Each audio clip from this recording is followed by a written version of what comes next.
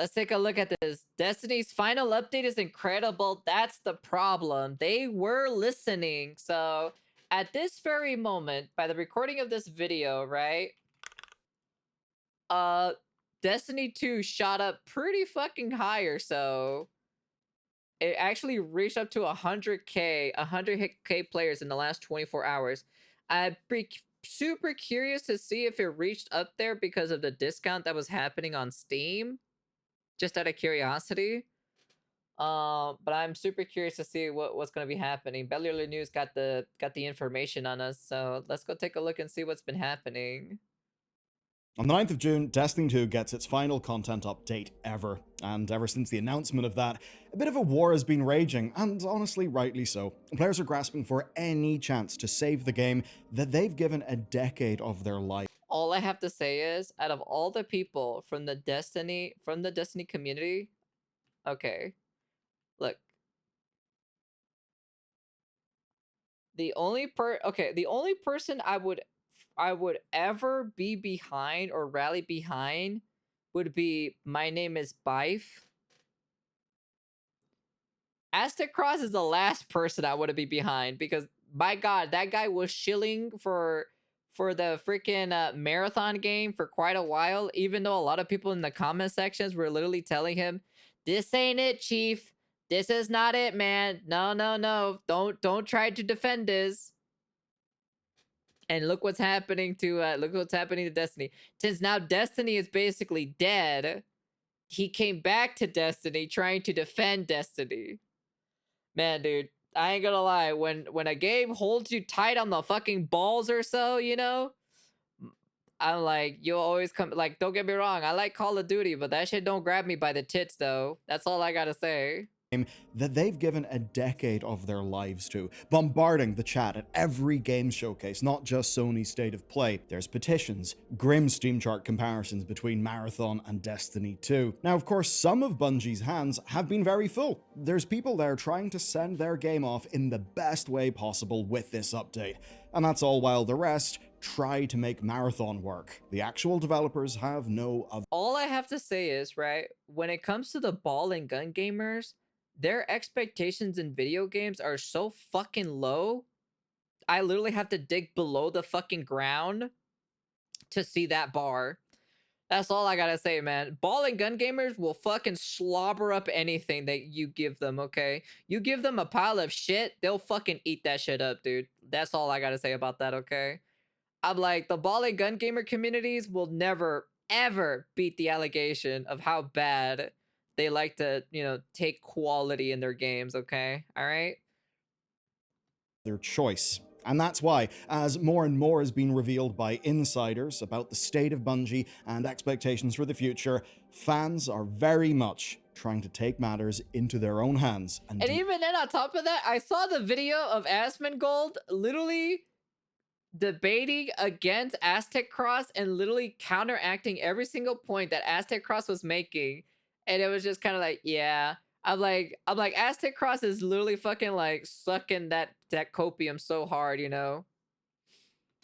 Anything Your mom has these I'll tight begin with where balls in we're her at. mouth. So Destiny players are pretty desperate right now for all the faults Destiny has had over the years, and there have been many. It was a third space, a home online for many people. We're seeing voice actors and staff alike saying goodbye to characters. Players are fishing around for some way to save the game they love, reading into, say, community manager posts for clues. And of course, as always, there's a change.org petition calling for Destiny 3. There always is. It's pushing past 350,000 signatures because people are hurting and they're looking for someone to blame. They're looking for a way to voice what they're feeling. And there's no better example than the viral video from Destiny content creator Aztec Cross. It's a stark video that fanned the flames. Of course, that's what it was intended to do. And I think it's all I can't. I really, look, man, I like Aztec Cross, you know, I think he's a cool dude and everything like that. But I'm gonna be honest with you, I'd rather have someone else to lead the charge, in my personal opinion. My man, I will say this again, even at the top of the fucking roof or so. My man sold you guys out for Marathon, okay? All right? He got that bag for Marathon, and he was glazing the shit out of Marathon for a while, okay? He defended the shit out of it, okay? All right? I'm just gonna call him out the way how it needs to be called out, all right? That's all I gotta say, man. Because Marathon is going to outlast Destiny, unfortunately. At least Petitions Destiny don't 2. work for Who shit, knows to be about the honest. future? Petitions He knows doesn't. Marathon is going to be the proxy for fans to vent their frustration. But Aztec Cross is the Copium King. He was glazing the shit out of Highguard. Oh yeah, I forgot about that. I forgot. He was also defending Highguard too. That's all I got. It just proves my statement that FPS players, ball and gun gamers, accept the most shittiest products ever. And like honestly, like I said, the bar is low for ball and gun gamers, but it's so fucking far lower, so you have to dig the ground to see that fucking bar for quality fucking games, okay? They'll accept anything. Anything. They'll take anything. It's fucking wild, dude. Imagine chatting in a survive baddie, can't be me. Hey Zero. I got more like disregard. I know, At honestly. Bungie leadership and at PlayStation. Here's the real key quote. I want Destiny 3. I want this universe expanded. And Marathon, if I have to fucking bury you myself to send that message, I shall. I will do everything I can to destroy you, piss on your corpse, and then light you on fire afterwards to send even the smallest messages to Bungie leadership and Sony. Aztec Cross said this comment specifically, but I'm just kind of like, what's wrong, Aztec Cross? Didn't you love Marathon? Weren't you glazing the shit out of Marathon? What happened? What's wrong? What's wrong? Didn't you say you were gonna come back and play the game when the new update was gonna come out? You said, oh, I don't mind trying, coming back and playing every season or so to try it out and everything. What happened? What's going on, huh? What happened, dude? What's going on? I thought you love Marathon, you know? Dude, honestly, like I gotta say this, man. For a fact, dude, like don't get me wrong, he's a cool dude, but man, he loves that copium so hard, dude. People are genuinely losing themselves over the shutdown of Destiny. I got some distress, but come on. Like, don't get me wrong, dude. I've spent so many hours in Destiny 1. I never played Destiny 2. I played more hours in Destiny 1 than I have ever touching Destiny 2. Like, don't get me wrong, I like Destiny. I think it's a pretty cool IP. There's a lot of cool things. But let's be honest here. I'm gonna bring you back. I'm gonna bring you guys back to reality. At least those people who are being delusional, who want Destiny 3. It's not the same fucking studio, okay? All right. They literally changed their slogan on their fucking studio and how like little content. They said it's better to under deliver than over deliver. Do I need to bring up that fucking part or something like that for some of these people? Like, I'm like, what is going on here? It's been going at a declining rate for Destiny for quite some time, to be honest. It was just a matter of time. I suppose it almost reminds me of Arthur Dent's famous crash out in the first episode of The Hitchhiker's Guide to the Galaxy radio play, of boiling the man who knocked down his house, chopping it up into little bits and stamping on them. Yeah, it was obviously controversial as a statement, but I think it is understandable in context. And I bring it up not to dunk, but rather to communicate how people actually feel about this, because it's what colors everything else that we're going to cover in today's video. The announcements then. Destiny 3 was obviously not at the state of play. It was not on stream, but my god, it was in the chat. Stream chats couldn't go 5 seconds without Destiny emotes or the hashtag We Want Destiny 3. Fans had worked themselves into a frenzy believing that maybe the game had been worked on in secret. Maybe it was all some big ploy, some PR thing. Obviously, it wasn't. Others, more realistically, see it as a grassroots pressure campaign that could push PlayStation toward greenlighting it. They want Destiny 3. That's the end of the conversation for them. But what they got, of course, was a promotion for Marathon Season 2. And unfortunately, with Season 2's launch, comparatively few people could even play Marathon anyway. You see, the launch brought a new map, new enemies, a PvE light mode, that's perhaps the big thing, and massive changes to player onboarding and progression. It should have been a moment of triumph. There was a state of play. You think if they sponsor Aztec Cross with more money compared to the last time they paid him, Do you think he'll change a different tune? Do you think he's gonna start glazing for marathon for a bit? For a couple days? Making videos and everything like that? Do you guys think that will happen? I'd be curious on that actually. trailer, a free week's trial. It was the game's chance to rebuild its narrative and capture new fans to at least get something out of all of this noise. But from the moment the seasonal update went live, players were hit with server issues.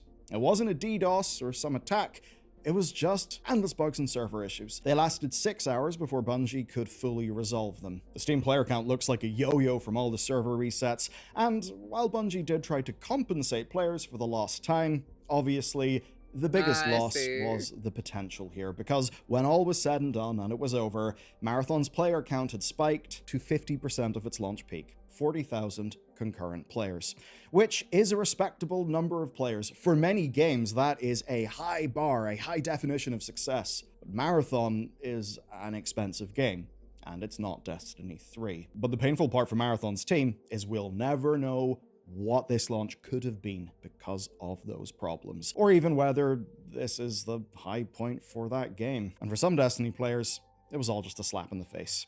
The idea that No, it's like how I explained it the last time. The side how killed Aztec's main hoe, and the Aztec is going scorch earth. Jesus Christ. their game had to end for this is what hurt, and that has got people looking for answers. Here is a headline quote. This final update shows the devs really were listening the whole time. Here's another quote. It's wild the Destiny 2's biggest ever quality of life update is the one that ends the game. Okay, so my question is, if you had this quality of life change, right? What's this quality of life change? There's one final bit of irony now that the end is in its sight. The Monument of the Triumph update looks like a best of Destiny 2 patch we've had in years. Okay, whatever this like big quality of life change it is, why didn't you just bring it earlier? I'm just saying you could have brought it in the final shape. I'm just saying. Quotes like this from fans and press suggest that what we're about to see, what we're about to get in the game, is a monumental effort. 71 pages of patch notes. Now, they couldn't port the vaulted content back into the game, but they could do things like bring back sparrow racing. They fixed the portal, there's buffs, quality of life features, loot, quite literally every improvement that they can throw into the game with the time they've got. It seems they've actually done it, and much Oh, so you're telling me, so at the very final moment of the game's lifespan, they decided to throw everything back. How ironic that is, to be honest. How very ironic. It's kind of weird in my personal opinion when people ask for sparrow racing to be permanent in the game or to come back or so, but they never brought it back, if I remember correctly. I think I saw a video about that a while ago and how they asked for certain things, and they haven't brought it in yet. So I'm what are we talking about? Now they're starting to do it now, since now it's the final update of the game. Since it's dying, it's basically dead now at this point. So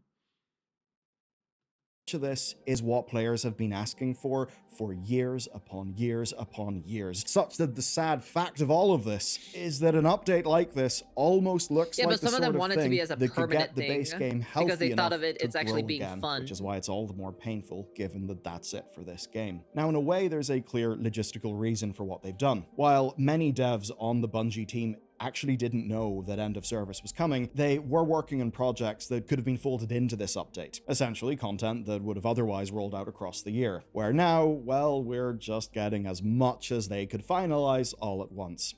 And that's led to players asking questions. Why couldn't these developers just pivot to Destiny 3? With this level of updates in hand, why wasn't Bungie given more time to fix things? Why isn't PlayStation greenlighting Destiny 3 right now? Just Well, because I would assume the one thing or so why they did it or so because they spent how much, like 3 point something billion dollars in Bungie, and the return investment was nothing in return. I'm like, the failure of Concord pretty much fucked up Sony to begin with, anyways. And then also the declining rate of Destiny also was not doing very well too. So I assume that the money was going already downwards, as well as in the microtransaction aspect part of it. So then they decided to make, Marathon as their other live service game to hopefully maybe it'll bring in some revenue money to, fund the next project, you know? But unfortunately, Sony saw the numbers and they were not doing very well. So, what do you expect at the end of the day? Look at the fan response to the actual changes that have been made. The changes appear to be so good, and people in isolation essentially seem to love them. That love comes from somewhere. It comes from their desire to play more Destiny, because in the eyes of many people, the things that were roadblocks to enjoying the game are being removed now. Just that to them, there's no point in returning, because any time they put into it Yeah. will be thrown into the Yeah, the bin. previous But CEO as to was the pretty question much of why this is going dumbass. on, insiders have essentially given us the highlights of Bungie's reasoning. And as expected, it all begins with the expansion revamp after the final shape. The Edge of Fate launched in July 2025. It was the first expansion under their new 2 per year model, and according to sources speaking to Paul Tassi, it underperformed their expectations. Yeah. Then, when the Star Wars tinged Renegades launched, it, quote, did even worse and didn't even change sales or retention trajectory. I think we all know that's because just because you call something an expansion doesn't mean that it will register to players as an expansion, given it's obviously very different to what people would expect from an expansion for this game. And as Paul Tassi points out, that doesn't change when the decision was made to end Destiny 2, because that still happened in 2026, but it does give us insight into what may have been discussed. We've learned that leadership debated options beyond simply stopping. There was a pseudo relaunch idea that was under the Oh yeah, that's true. People did say they wanted D2 to die. I remember that. Right. Yeah, because technically, what are you going to do after the final shape? There's not really much you can do because that's the conclusion of the game, you know? Instead, they decided to still keep continuing.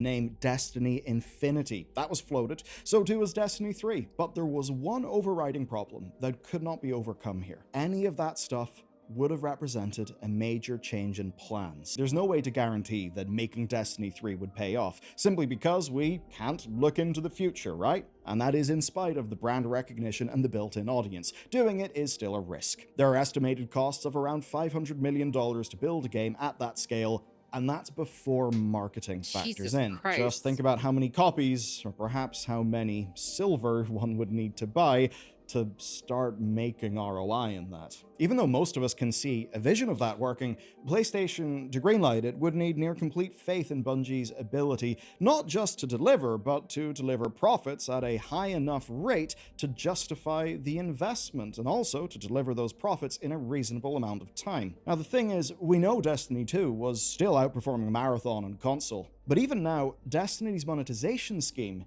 is underperforming expectations. That gives them very little room to maneuver, especially when PlayStation cannot afford for Marathon to die and risk damaging the launch of games like Tokon Fighting Souls and a lot of other things they have planned. And Bungie can't just pivot what's already in production. You see, Destiny has been budgeted to operate under a plan of 2 expansions per year. They already missed their targets on both of those. The thinking is that simply continuing with that would just continue a downward trend. It would be continuing a pattern that is obviously not working. Now, Destiny 3 wouldn't just require a massive investment, it would also have to cover a period of completely absent incoming revenue. Now, Marathon adding PvE is just a redirection of existing pre-budgeted resources, where the teams are already spun up, they already exist. Destiny 3 would require an entirely new injection of capital from PlayStation. I think there's a world where they would see return on that investment, but obviously PlayStation are not interested in making that investment. Destiny's operating budget wasn't seeing the returns PlayStation needed, and PlayStation have been very clear that they are rigid about studio profitability. In their 2024 business segment reports, Herman Hulst said, and I quote, "Changed the way we support studios through central services, greater operational rigor, a much more intentional top-down approach to portfolio, increased oversight of our development processes." Now, obviously that's a corporate sentence, but what it means in practice is that Concord may have killed Destiny 3 in a very roundabout. It's fucking Concord, bro. It's all it all circles back to Concord because they spent so much money on this godforsaken game, and this game died so fast the moment it was released, dude. That's it. All has to do because of Concord. All roads lead back to Concord. Yep. I doubt 3D could make a return to the investments because D2 never did the first time. Yeah, that's what I'm saying. I don't think, because if they're gonna spend $500 million to make Destiny 3, which I think it's pretty fucking absurd how much money that's gonna cost you or so to make that game, I don't think they're gonna get their return investment on that fucking game. There's no way, dude. Especially because like they wasted so much money on Concord, right? And then on top of that, the buyout from Bungie, right? Because they bought Bungie for fucking billions of dollars, right? Instead, they lost a shit ton of money. If you look at it as on a business standpoint, why would they greenlit a project when number one, they never got that return investment, in return, like in some sort of shape or way, They never got any green. They were always in the red all the time, you know? Not even Ghost of Yote even gave them that money in return either, okay? Those people who keep defending about Ghost of Yote saying that it sold crazy well, no, it did not, to be honest, okay? It sold, but it did not make its return money in investment, okay? It's going to be the same thing for the new God of War game. It's going to sell, but it's literally not going to make its profit returns. That is also true as well. Because they raised the console prices, they raised PlayStation Plus. It's because they have to like set off the cost or so by the amount of money that they spend on Concord. The studio value is now at 700 mil. They're asking around 500 mil. That's a lot to ask for. Yeah. Way. And remember that at the same time, this was all in the context of a massive live service push, one that Bungie was actually acquired to basically be expert leaders on. It seems most of that kind of flopped over and failed. I mean, we know the Fair Games project still exists, but who the hell knows if that'll ever come out. So effectively, what this means in practice is that the people who built a decade of memories for millions of players, they were being managed against a spreadsheet that they were never going to be able to balance. And that was before anyone even started asking about a Destiny 3, the expense and the risk that that would involve. Think about that in terms of Bungie, then, a studio that PlayStation literally just took far greater control over in the last year. It's not a fair situation, and it's not fair for the players of the game either. It is ultimately the result of years of mismanagement. I think the words managed decline would feel sensible to Destiny players. I think it would match their experience after the final shape. But for many of the people in Bungie, it's actually worse, because after all of the pain, all of the layoffs, all of the expertise leaving the studio, they were then in a weaker than ever position. And the thing is, they cannot act without PlayStation's input. Especially because when the Bungie CEO went, he was never replaced, so it practically is a directly ran by Sony studio. There's no world where Bungie, the studio, the organization, is able to exert a little bit more independence because they know their players perhaps better than PlayStation does. Oh, so that's interesting. So they never really replaced the CEO guy. So they had a Sony guy there, basically. Sony was just basically taking over at that point. So they really didn't really had their own freedom, basically, to a degree anyways. And it's like that no one in the higher ups of Sony is gonna be held accountable for the shitty state Sony is in. The only way is for Sony America to die, and then Sony Japan to completely absorb Sony in America and pull their asses out from America and just bring them back to Japan at that point, Adios, Elise. Ahí te cuidates. I think it was a Naughty Dog. I think it was Naughty Dog and Sony canceled The Last of Us Online 2023, worked on for the 7 years. Yes, they said that they didn't want to do it because it would take away like production or so for some of the other projects that they were doing. And that was kind of like basically that was like one of the reasons why they got rid of The Last of Us Online, the multiplayer aspect, anyways.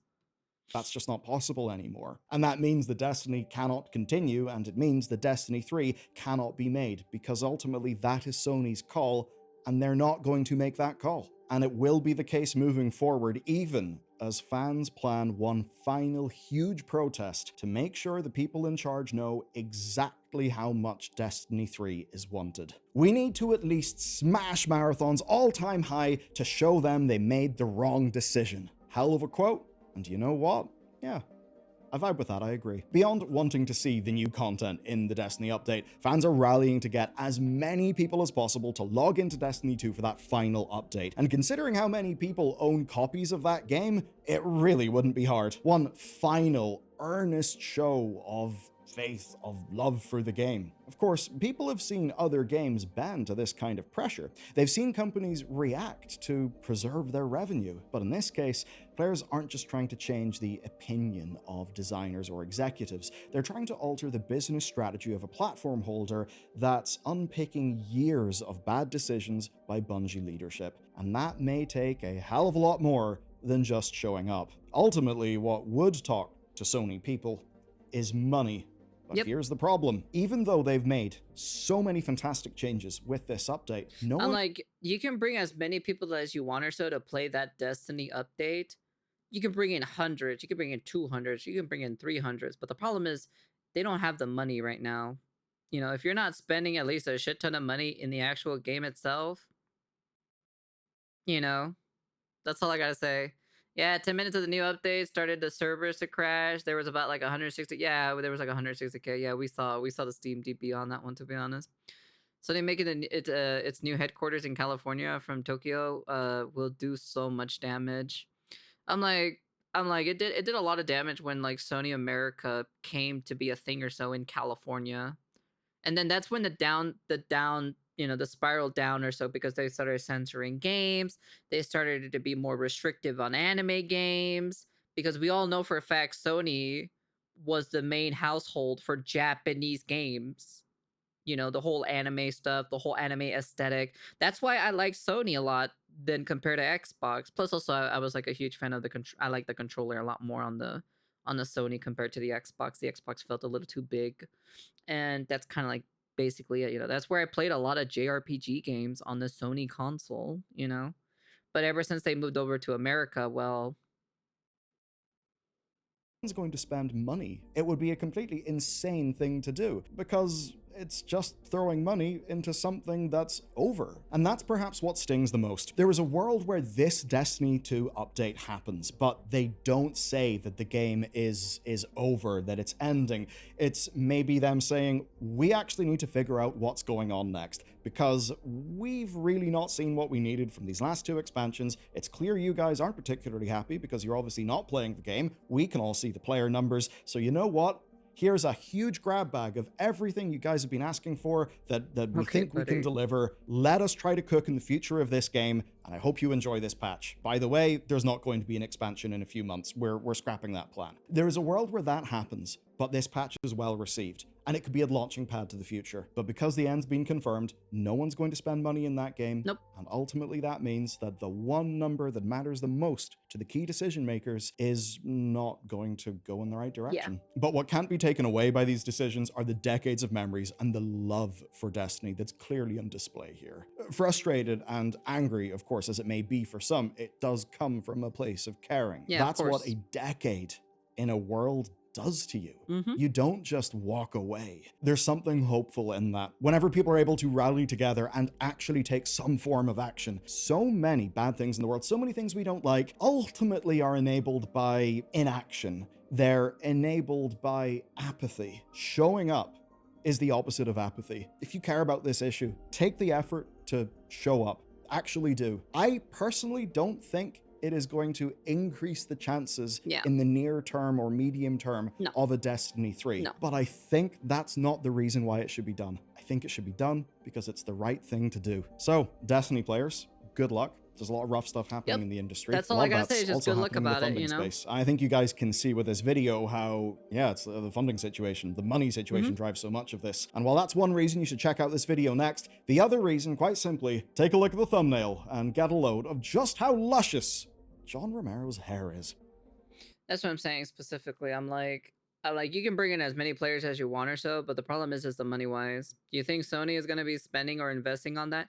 Hell fucking no, they're not, dude. Especially how much loss they have done from Concord. Yeah, that's not fucking happening, to be honest. So yeah, I don't think Sony is willing to risk to shell out at least 500 million for if that's literally roughly how much it's gonna cost or so to make a D3. They're not gonna do it. They are definitely not going to do that. It is way too much. It is way too much for them, especially how much they lost or so. I'd be curious to see uh how bad Sony in America is right now financially wise anyways. That's why we should spend more to save Destiny. Guys, Destiny DLC is on sale. We have to do our part. Save Destiny 3. You guys are wilded out, to be honest. I don't think so, to be honest. Unless like every single player spends money, it's not happening. But yeah. Even then on top of that, to get the fundings or so for D3, nah, I don't think so. The Delulu thing could make D3 happen if someone buys the IP. No one's gonna buy the IP. It feels like back in Bloodborne 2. Yeah, it really does feel like the Bloodborne 2 aspect kind of thing, you know. It really kind of does. What other games like made like the fans go crazy or so with petitions and everything? I think there's been some games in the past or so that happened the same thing as well. But like nothing really changed though. Like at the end of the day, it's not going to change anything, you know? Like the petition isn't going to work. The amount of players joining is not going to work, you know? I think it's just literally just you just spending money to fund it is the money wise. It's just the money wise in general. Funny how Rockstar is making GTA 6 and they put many money so much money into it. Yeah, they put up quite a lot of money into it. Final Fantasy 14 when they rebirthed the game. Well, I'm just saying when it shut down and then, you know, and then bunch of people grabbed a bunch of rally people try to do the same thing. People still want Half-Life 3. Yeah, there is that too as well, you know. I don't think Demon Souls 2 was part of it. I feel like there was games in the past or so where there was like a lot of people like banding together to try to join or so to like make it feel like the devs like, hey, you can't, you know, there has to be a next game or so. Look how many players are here, you know, but nothing really like happened or anything like that. So I like all I gotta say is I wish you guys luck or so. If it works, it works. Hey man, you know what? More props to you, but I don't think it's going to work because if you look at it on the financial standpoint, it's not going to work. It's definitely not going to work how you think it's going to be. So, but anyways, that's just my personal opinion. I still not forgiving them what they did with The Last of Us 2. Yeah. But anyways, that's the end of the video. You guys can comment, like, subscribe, do all that fancy jazzy stuff. Like I said, we'll see what happens. This is all a wait and see kind of type of situation, but I don't know, man. I don't know. But yeah. And peace.